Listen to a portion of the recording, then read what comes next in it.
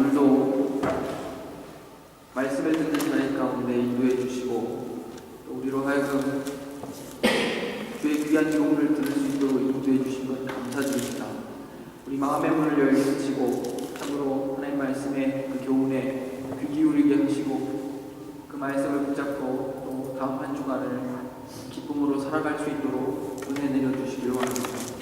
성령께서 우리 모두를 주장하시고 또 감동하시기를 원합니다. 감사드리며 예수님의 이름으로 기도드립니다. 우리가 지난 시간에는 예수님께서 회당에서 귀신 들린 자와 논쟁하시고 그리고 귀신을 내어 쫓으시는 사역에 대해서 함께 살펴보면서 예수님께서 그 당시의 서기관과 바리새인들과는 다른 권위를 가지신 하나님의 아들로서 자신의 권위를 드러내시는 것을 우리가 함께 살펴봤습니다. 오늘 본문은 그 다음에 이어지는 베드로의 그 장모의 그 열병을 고쳐주시는 이야기입니다. 오늘 본문에 묘사되고 있는 베드로의 그 장모가 보여준 믿음의 반응이 오늘 우리가 좀 주의 깊게 살펴봐야 할 주제입니다. 이 베드로의 장모가 보여준 믿음의 반응은 본문 주변에서 묘사되고 있는 어떤 불신앙적인 놀라운 그런 것과는 대조를 이루고 있습니다. 이 여인은 가버나움 사람들처럼 그냥 그저 멀리 떨어져서 바라만 보고 또 소극적인 태도를 보이는 것이 아니라 어떤 적극적인 믿음의 삶을 보이고 있습니다. 예수님께서 회당에서 가르치시고 귀신을 쫓아내신 후에 그곳을 떠나서 시몬과 안드레의 집으로 가셨습니다. 여기서 우리가 살펴볼 중요한 부분이 하나 있는데 그 당시에 그 일상적인 공간인 집이나 또 무덤 이런 것들은 천한 곳으로 여겨졌습니다. 무엇과 비교해서 천한 곳이겠습니까? 성전이나 우리가 지난주에 살펴봤던 회당 이런 것과는 비교했을 때 집이나 무덤 이런 것은 천한 곳으로 생각되어졌습니다. 반면에 이제 회당과 성전은 거룩하고 귀한 곳으로 여겨졌습니다. 그러나 그 당시에 유대 종교 지도자들이 귀하다고 여기고 성스럽게 생각했던 회당에서 예수님께서는 더러운 귀신과 믿음의 문제를 가지고 실랑이를 벌이셨던 반면에 천하게 여겨졌던 집에서는 고침이 일어나고 하나님을 신뢰하는 신앙의 고백들이 지금 나타나는 것을 우리가 보게 되는 것입니다. 유대 사람들은 성전과 회당이 하나님 나라의 중심이라고 생각하고 늘 성전과 제사를 중심으로 살아갔습니다. 그러나 마가복음에서 성전은 더 이상 어떤 치유를 위한 장소로 사용되고 있지 않습니다. 오히려 믿음이 나타나고 하나님의 백성으로 신분이 바뀌는 이런 놀라운 역사는 집이라는 장소에서 지금 발생하고 있는 것입니다. 1장 29절에 보면 시몬, 안드레, 야고보, 요한을 명확하게 지금 제시하고 있습니다. 이 제자들 반복적으로 이 네 명의 제자들은 계속해서 반복적으로 언급되고 나타나고 있음을 보게 됩니다. 이들은 매 순간마다 예수님의 신분에 대하여서 어떤 영적인 무지함을 계속 드러냅니다. 그들은 이미 예수님의 교훈도 듣고 또 놀라운 이적도 보고 또 그것을 이해하고 알 수 있는 능력을 가졌지만 그럼에도 불구하고 계속적으로 예수님에 대하여서 헛된 어떤 기대와 어떤 그 바램을 가지고 있는 것을 보게 됩니다. 예수님을 세상의 어떤 부귀나 큰 권력, 영광을 가져올 정치적인 어떤 메시아로서 오해했기 때문에 예수님에 대하여서 끊임없이 다른 기대와 요구들을 갖고 있는 것을 보게 됩니다. 그래서 변화산 사건을 통해서 보면 그들은 예수님과 함께 그 산 위에 머물러 있기를 원했어요. 또한 그들은 길가에서 예루살렘을 향해서 가는 길 위에서 세상의 어떤 권력, 그것을 예수님과 더불어 나누기를 원했습니다. 그리고 겟세마네에서 예수님께서 기도하실 때, 그죠? 이들은 어땠습니까? 예수님께서 기도하시는 동안 졸고 있었어요. 이런 모습들, 마가복음에서 참 불명예스러운 모습으로 계속 등장하는 것을 보게 됩니다. 그러나 이들이 예수님의 부활 사건 이후에 예수님에 대한 그 영적인 자갈을 갖게 된 이후에 제자들로 하여금 큰 변화가 옵니다. 복음을 담대히 전하는 그러한 놀라운 변화를 이들이 겪게 됩니다. 그래서 베드로와 요한, 초대 예루살렘 교회의 어떤 큰 지도자가 되고 또 교회를 말씀으로 지켜내는 그런 귀한 교회 지도자가 되는 것을 보게 됩니다. 마가복음에서 능력 있는 삶을 유발하는 그 믿음은 예수님이 누구신가에 대한 분명한 이해, 그 영적인 자각, 그것으로부터 출발하는 것을 우리가 보게 됩니다. 늘 강조드리는 것이 우리의 신앙이 어떤 종교적인 행위들의 반복이나 어떤 더 종교적인 생활에 익숙해져 가는 것으로서 우리의 신앙이 자라가는 것이 아니라 하나님이 누구신가를 알아가고 우리 주 되신 예수가 어떤 분이신가를 경험함으로써 자라나는 것임을 꼭 기억하셔야 됩니다. 그래서 늘 신앙의 핵심은 하나님이 누구신가, 그것을 아는 데 있습니다. 그 하나님이 누구신가를 알아야 그분 앞에서 우리가 어떤 존재인가가 드러나기 마련입니다. 하나님을 알고 우리가 누구인가를 아는 것, 그것이 신앙의 큰 두 기둥입니다. 이 제자들이 집에 들어갔을 때 시몬의 집에는 시몬의 장모가 열병 돌고 있었습니다. 사람들은 예수님께 이 소식을 전했습니다. 지금 시몬의 장모가 아파 누워 있습니다. 예수님께서 그 소식을 들으시고 즉시 그녀가 있는 방으로 가셔서 어떻게 하셨냐면 그녀의 손을 잡아 일으키셨다. 오늘 본문이 기록하고 있습니다. 그러자 즉시 시몬의 장모는 열병에서 완전히 회복되었다. 이렇게 또한 본문이 기록합니다. 마가는 예수님께서 회당장 야이로의 딸을 고치실 때에도 똑같은 표현을 사용하고 있습니다. 손을 잡아 일으키시는 표현을 쓰고 있습니다. 하나님께서 예수님을 죽음에서 살리셨을 때에도 하나님께서 예수를 죽음에서 일으키셨다. 이렇게 표현하고 있는 것을 보게 됩니다. 구약 성경에서 손을 잡아 일으키는 그 행위, 그것은 하나님이 이와 같은 행위를 통해서 영적으로 무너진 이스라엘의 회복을 말할 때, 그럴 때 사용하는 표현입니다. 하나님께서 이스라엘 백성의 손을 잡으셨다, 아니면 이스라엘을 일으키신다. 이런 표현들은 어떤 타락해 있거나 영적으로 어둡고 무지에 있는 그런 이스라엘 백성들, 그런 이들을 하나님께서 회복시키실 때 사용하는 표현이라고 했습니다. 이런 맥락을 통해서 보았을 때 손을 잡아서 일으키셨다는 표현은 이 여인이 육신의 병이 나음 뿐만 아니라 영적으로 회복된 것을 의미하는 것입니다. 이것은 어떤 의미일까요?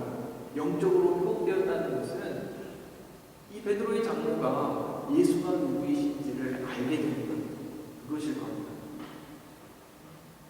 부활하신 예수님께서 당신을 믿는 모든 자들에게 이처럼 새로운 생명을 부여하시는 것, 우리 역시 주님께서 일으키신 것.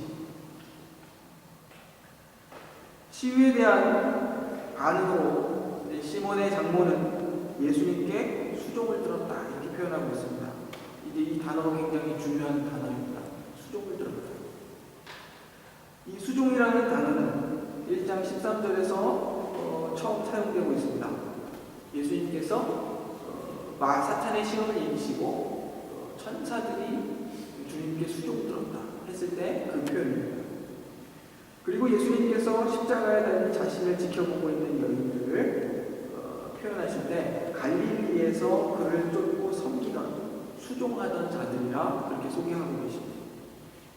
또한 인자이신 예수님께서 이 세상에 오신 것은 섬김을 받으려 함이 아니라 도리어 섬기려 하고 많은 사람을 위해 자기 생명을 주기 위해 오신 것이다.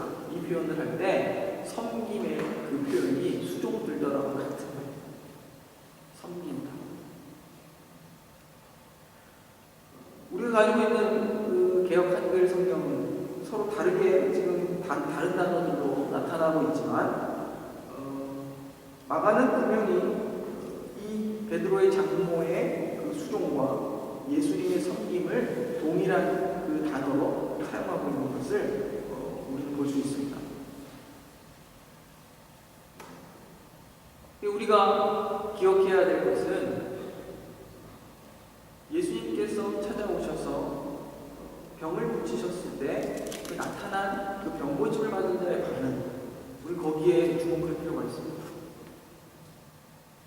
저는 제가 어렸을 때 이제 교회 안에서 들어왔던 대부분의 어떤 설교의 내용들은 굉장히 교훈적인 방식으로 접근하다 보니까 항상 하나님에게서 원인을 찾기보다 사람에게서 원인을 찾는 경우들이 많았습니다. 이 말은 무슨 뜻이냐면 어떤 병 고치는 역사가 일어났을 때 혹시 그 병 고침을 받은 자가 기여한 분이 있지 않겠어? 이 여인이 이랬기 때문에 병 고침을 받았다. 뭐 이런 식의 접근들이 굉장히 많은 거예요.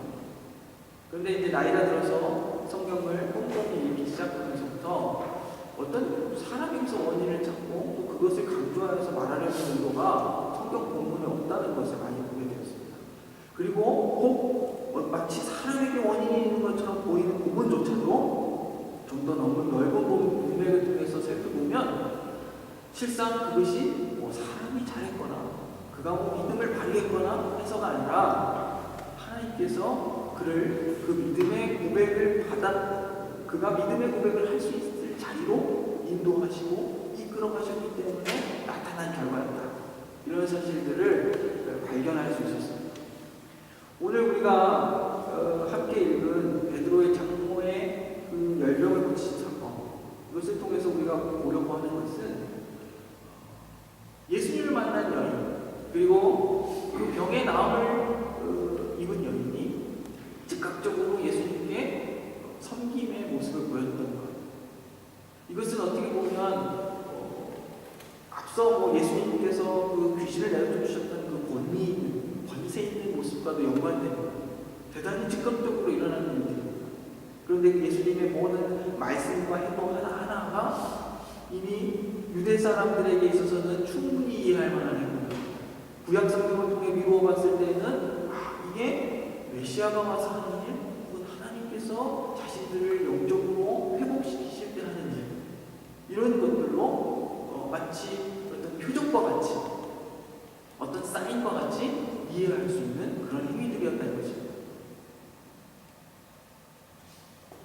그 과정 가운데 그 굉장히 역설적인 어떤 공간의 배치나 소개들, 이것들을 우리가 또한 살펴봤습니다. 거룩하게 보이는 성전 회당, 거기서는 아무런 거룩한 것들이 생산되지 못하고 오히려 일상적인 어떤 집 혹은 5장에 넘어가시면 거라사 광인의 이야기가 있습니다. 거라사 광인, 무덤 가운데 쇠사슬에 묶여서 이리저리 뒹굴던 거라사 광인, 사람들이 그 부정한 곳이라 생각해서 가지 않는 그곳, 예수님께서 가셔서 군대 귀신을 내쫓으십니다. 우리는 1년의 이 예수님의 행동들을 쭉 살펴보고 교훈들을 보면서 이 마가복음이 여러분 생각해 보셨습니까? 최초로 교회 안에서 읽혀졌던, 들려졌던 그것을 처음 받았을 사람들, 그 초대교회 성도들, 그 성도들에게 어떤 목적으로 주어졌을까? 생각을 해보면 여전히 같은 목적으로 지금 저와 여러분에게도 들려지고 있다는 사실입니다. 예수 그리스도를 향한 그 믿음이 어떤 식으로 반응을 보여야 하고 열매로서 나타나야 하는가. 오늘 본문에서는 섬김이라는 모습들로서 나타납니다. 그 여인이 병이 나고 예수님께 수종된 것 예수님뿐만이 아닙니다. 예수님과 함께 온 제자들뿐만 아니라 오늘 본문에 읽은 33절을 보시면 온 동네 사람들이 그 집 앞에 찾아옵니다. 사람들이 각색 병든 자들을 다 데려왔습니다. 병이 나서 일어나는 그 여인이 온 동네 각색 병든 자들, 귀신 들린 자들을 예수님께 데려와서 치료받는데 그것을 수종 들고 섬겼다는 거죠. 놀라운 믿음의 반응, 섬김의 모습입니다.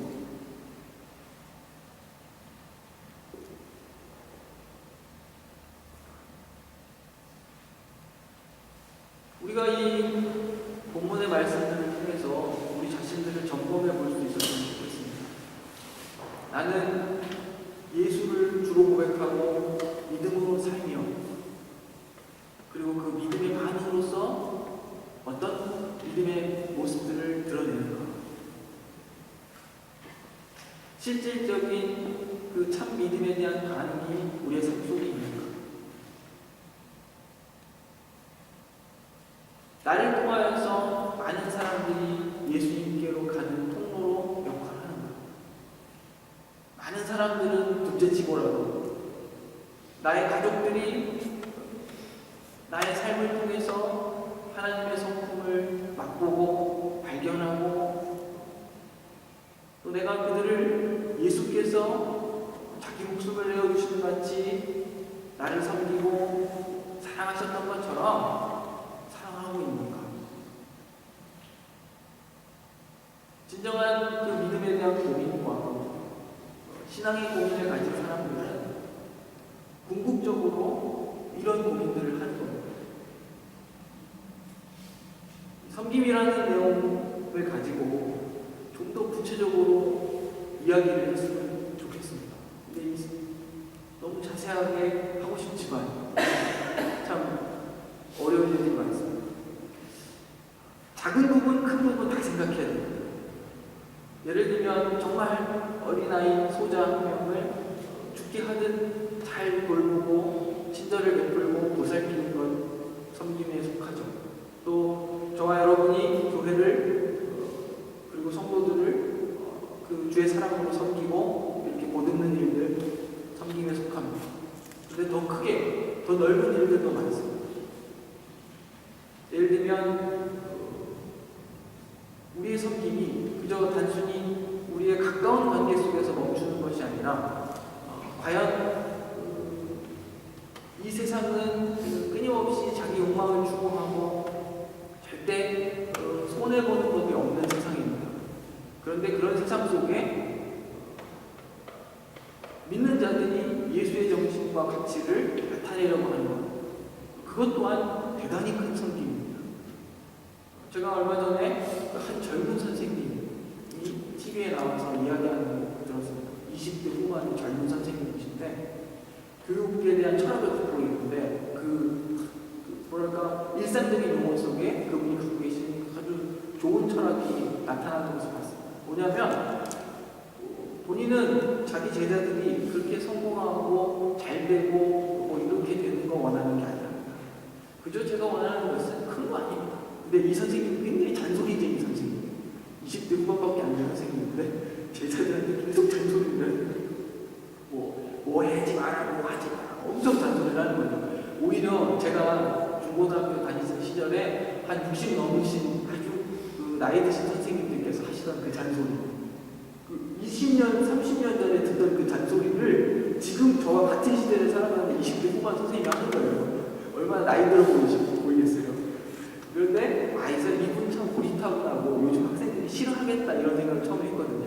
그런데 그러지 않고 여기 하는 말이 선생님이 편하면 애들이 망가집니다. 그 얘기를 하잖아요. 그래서 자기는 잔소리를 계속 한대요.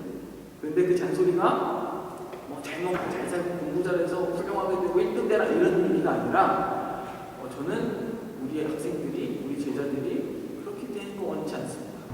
그렇게 돼서 남의 눈에 피눈물 흘리게 하는 그런 사람 만드는 건 원치 않습니다. 이런 얘기를 하는 것이죠. 요즘에 참 보기 드문 선생님이신 것 같아요. 저는 이제 그분이 뭐 예수를 믿는지 안 믿는지 저는 뭐 잘 모르겠지만 예수 믿는 사람들은 저는 그 이상을 고민해야 된다고 생각합니다. 사회를 바라봤을 때 사회 구조적인 어떤 큰 거대한 시조, 우리 개개인이 저항할 수 없는 그 거대한 시조, 거기에 늘 하나님의 말씀을 말하고 예수님의 그 십자가가 보여주는 그 귀한 섬김과 사랑과 긍휼의 어떤 가치들을 말할 수 있는, 그래서 잘 돼서 다른 사람 눈에 피눈물 나게 하는 그런 사람들을 길러내는 것이 아니라 오히려 사람들의 눈물을 닦아줄 수 있고 아파하는 사람들을 위로할 수 있는 그런 사람들이 교회를 통해서 자라고 배출될 수 있게 하는 거예요. 그것이 또 다른 큰 의미에서의 섬김이 아닐까 이런 생각을 합니다. 항상 우리 시선이 항상 하나님을 향해서 볼 때 큰 원인과 작은 원인을 항상 같이 생각합니다. 이러하듯이 우리가 어떤 믿음의 반응을 생각할 때도 내 주변의 작은 부분들 하지만 또한 거시적이고 큰 어떤 그 통찰, 이것들을 함께 가질 수 있는 그런, 정말로 이 시대에 뱀처럼 지혜롭고 비둘기처럼 순결한 그런 하나님의 백성들이 되었으면 하는 바람입니다. 한 가지 숙제를 드리면, 한 주간을 지내시면서 섬김, 믿음의 반응으로서 수종을 두는 모습, 섬김의 모습, 그 섬김의 모습은 예수님이 모범이시고 그 문복이신데 내 일상 속에서 나는 어떤 섬김을 할 수 있을까?